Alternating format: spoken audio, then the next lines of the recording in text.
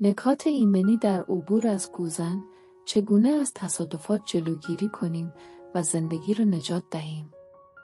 نکات بی‌ارزش برای رانندگان جدید توسط یک پنسیلوانیایی خوش سفر. همه ما می‌دانیم که یک تصادف می‌تواند به قیمت جان شما تمام شود. به همین دلیل است که دانستن نکات زیر برای پاسخ به گوزن‌هایی که از جلوی ماشین شما در جاده می‌پرند مهم است. بر اساس گزارش جیکا و مؤسسه اطلاعات بیمه، سالانه 1.6 میلیون تصادف خودرو آهو رخ می‌دهد که منجر به 200 کشته، 10,000 مجروح و بیش از 3.6 میلیارد دلار خسارت خودرو می‌شود. زندگی شما می‌تواند به انجام بهترین اقدامات در این شرایط اضطراری بستگی داشته باشد. هنگامی که در شمال جورجیا و شرق میسیسیپی در حال رانندگی در شمال شرقی ایالات متحده آمریکا هستید، به احتمال زیاد در طول دوران رانندگی خود و اگر توجه داشته باشید، گوزن‌ها را در امتداد جاده مشاهده کنید. گوزن در کا و سایر ایالت‌ها نیز رایج است. من به سادگی تعداد بیشتری از آنها را بر اساس دهتن و ایالت‌های نزدیک از نظر آماری در مقابل وا، که و فل می‌بینم. جلوگیری: کمربند ایمنی را ببند. با پنجره پایین و موسیقی بلندتر رانندگی کنید. در قلمرو حیوانات، اغلب اوقات خرس‌ها، مارها و سایر حیوانات اگر ببینند یا بدانند در حال آمدن هستید از شما دوری می‌کنند. به آنها این فرصت را بدهید که شما را بشنوند و ببینند که در حال آمدن هستید. سوت‌های کاپوت گوزن را می‌توان به وسیله نقلیه شما اضافه کرد. چراغ‌های خطر را روشن کنید. بوق برای اطلاع گوزن‌ها و سایر خودروها که نزدیک هستید. مراقب علائم آهو و سایر علائم ایمنی باشید. چراغ‌های خود را خاموش کنید تا به گوزن‌ها و سایر اتومبیل‌ها اطلاع دهید که نزدیک هستید. با استفاده از برنامه وا رانندگی کنید، زیرا شما را از حیوانات و سایر خطرات در مسیر جاده مطلع می‌کند. هنگامی که این گزینه در اختیار شما قرار گرفت، در خطوط میانی یا نزدیک به وسط جاده رانندگی کنید. با فاصله گرفتن از کنار جاده، زمان واکنش بالاتری به خود می دهید. آب همچنین در کناره‌های جاده‌ها جمع می شود، بنابراین ممکن است با رانندگی در بیشتر خطوط مرکزی از سر خوردن در برف یا باران نیز جلوگیری کنید. سرعت را کاهش دهید و در هنگام طلوع، غروب خورشید و شبها بیشتر احتیاط کنید، زیرا آهوها در شب بیرون هستند و با نور کمتر دیدن آن سخت‌تر است. از وسایل نقلیه بزرگتری پیروی کنید که خوب رانندگی می‌کنند. در زندگی پیرو باشید. به عنوان فردی که با اطمینان به تنهایی رانندگی می‌کند، می‌توانم بیش از 20 ساعت در سراسر کشور از وا به سکا به فا به پا با خواب کمتری در طول شب رانندگی کنم. آهو و دفاع از سایر رانندگان بسیار مهم است. در هر رانندگی طولانی، همیشه راننده‌ای را پیدا می‌کنم که بر اساس سرعت، تصمیم‌گیری، استفاده از چراغ راهنما، خرابی و به طور کلی اقدامات قابل اعتمادی که انجام می‌دهند، راننده بزرگی است. رانندگانی را پیدا می‌کنم که رانندگی می‌کنند و مانند من فکر می‌کنند.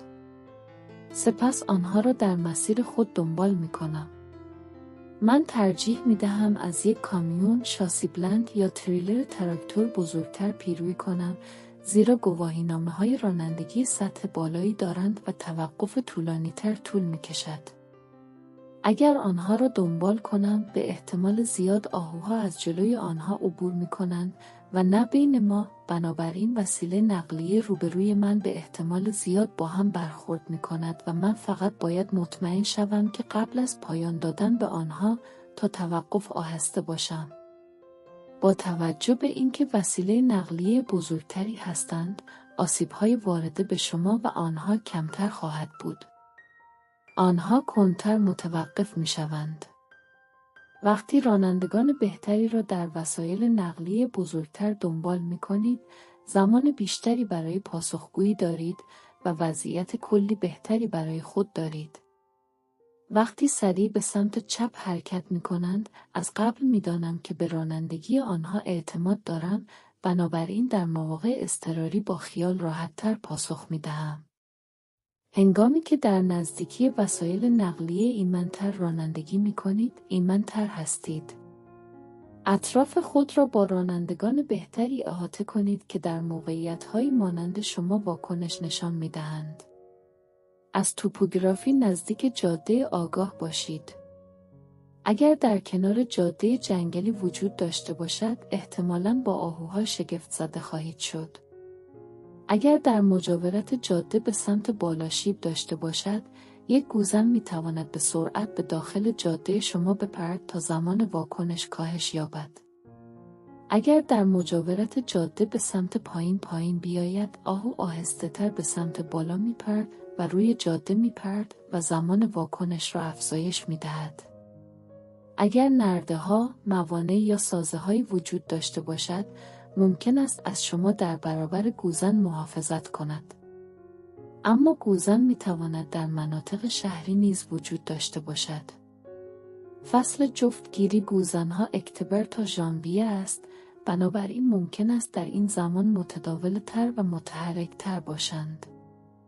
آهو کنار جاده. فورا سرعت خود را کاهش دهید و پای خود را روی ترمز نگه دارید. چراغ‌های خطر را روشن کنید. مراقب گوزن‌های دیگر باشید، آنها اغلب به صورت گروهی سفر می‌کنند. در صورت نیاز آماده باشید تا بوق بزنید یا چراغ‌های خود را خاموش کنید. چراغ‌ها می‌توانند گوزن‌ها را کور کنند و باعث شوند که در مقابل ماشین شما در حالت شوک بایستند. در صورت وجود به یک خط دورتر تغییر مکان دهید. چراغ‌های خود را به سمت ترافیک مقابل سوسو بزنید تا آنها را از نگرانی ایمنی آگاه کنید.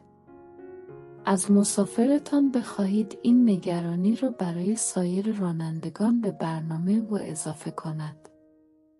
توقف‌ها و چرخش‌های ناگهانی می‌تواند منجر به از دست دادن کنترل وسیله نقلیه تان شود، بنابراین فعال باشید و اقدامات پیشگیرانه را انجام دهید تا از خطرات دور شوید و زمان بیشتری برای پاسخ دادن به خود بدهید. هر زمان که می توانید حرکات تدریجی انجام دهید. توجه: گوزن‌ها به طور غیرقابل پیشبینی سریع هستند. اجتناب از آنها با اقدامات سریع دشوار خواهد بود. بنابراین از چرخش‌های ناگهانی خودداری کنید، زیرا می توانید با پرت شدن از جاده و به عنوان مثال به داخل درخت یا عبور از خودروهای روبرو، وضعیتی بدتر از آنچه که شروع کردهاید ایجاد کنید. آهو جلوی ماشین شما میپرد. از سرعت، اندازه وسیله نقلیه، محیط اطراف و شرایط ایمنی کلی خود آگاه باشید. هنگامی که خطرات بیشتر است، از سرعت، اندازه وسیله نقلیه، ظرفیت توقف، تعداد وسایل نقلیه دیگر در جاده، محیط اطراف شیب، مناطق فرود یا جنگل آگاه باشید. اجتناب از ضربه سر به سر. تصمیم به اجتناب از آیات آهو چیزی است که فقط شما می توانید بر اساس شرایط خود تصمیم بگیرید. این داستان کلاسیک تایتانیک است. چرخش ناگهانی ممکن است باعث آسیب یا خطرات بیشتری شود. اگر از پهلو ضربه بزنید، ممکن است ماشین شما به خوبی به جایی که وسیله نقلیه شما ساخته شده است، از عهده همه کارها برنیاید.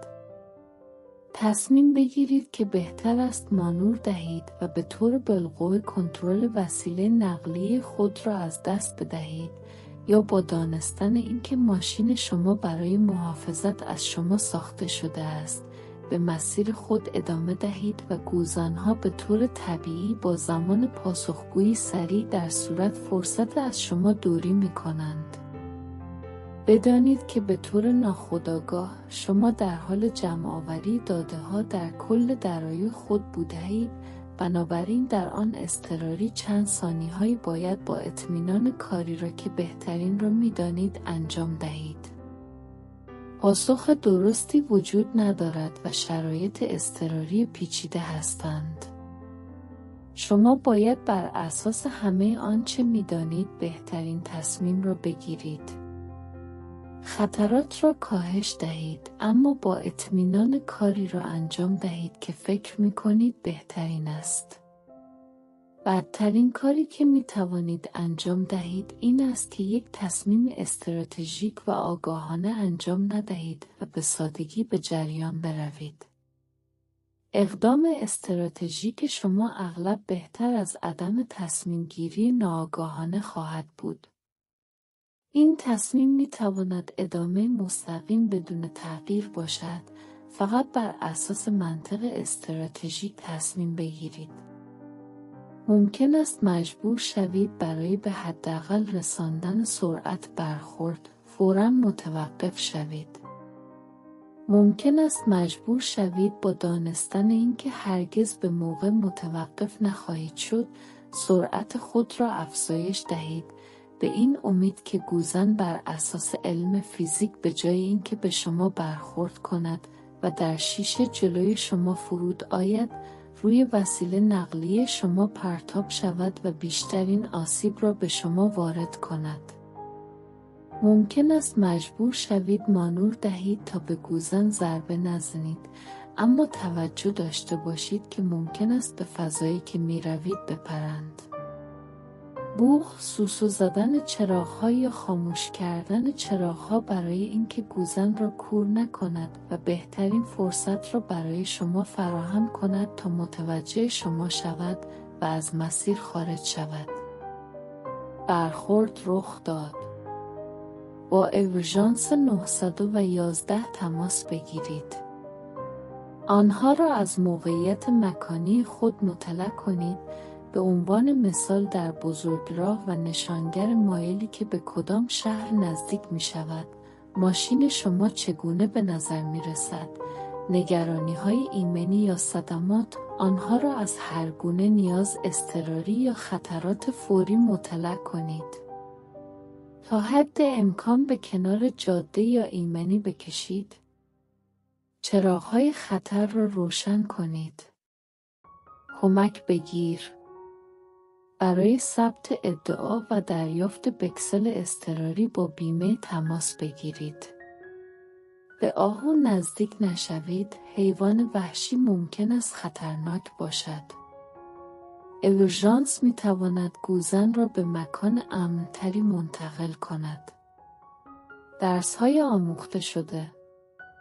در شرایط اضطراری و در تصمیمات مهم شما به طور ناخودآگاه اطلاعات و داده‌های زیادی را در چند ثانیه سریع دریافت می‌کنید. بهترین کاری که می‌توانید انجام دهید این است که از این نکات مطلع شوید، اما با اطمینان و بر اساس شرایطی که دارید اقدامات لازم را انجام دهید. راه‌های زیادی برای پاسخ دادن وجود دارد. اقدامات بسیار زیادی وجود دارد که میتوان انجام داد. در پایان روز شما باید به سادگی تمام تلاش خود را انجام دهید و بر اساس تمام داده‌هایی که منجر به موقعیت شده اید اقدام قاطعانه انجام دهید. وقتی رانندگی می‌کنم یک ساو یا وسیله نقلیه ایمن‌تر را انتخاب می‌کنم، زیرا این تصمیم می‌تواند جان شما را نجات دهد. من همیشه از اینکه چه کسی پشت سرم است، چه کسی در اطراف من است آگاه هستم و حتی از نظر استراتژیک کسی را که جلوی من است دنبال می‌کنم. من شرایطم را کنترل می‌کنم و موقعیت‌های امن‌تری را ایجاد می‌کنم. هنگامی که وسایل نقلیه دیگر در اطراف شما هستند، در صورت امکان باید موقعیت و سرعت آنها را در هنگام اقدام در نظر بگیرید. آنچه را که می توانید کنترل کنید، در غیر این صورت تمام تلاش خود را بکنید. آگاه رانندگی کنید. هرچه وسایل نقلیه کمتری در جاده‌ها حرکت کنند، بهتر است. چیزهای کمتری که میتواند برای شما خطرناک باشد. بهترین کاری که در زندگی میتوانید انجام دهید این است که آهسته تر رانندگی کنید. به خودتان زمان بیشتری برای پاسخگویی و انجام اقدامات در موقع اضطراری بدهید. مراقب باشید، ایمن رانندگی کنید و لذت ببرید.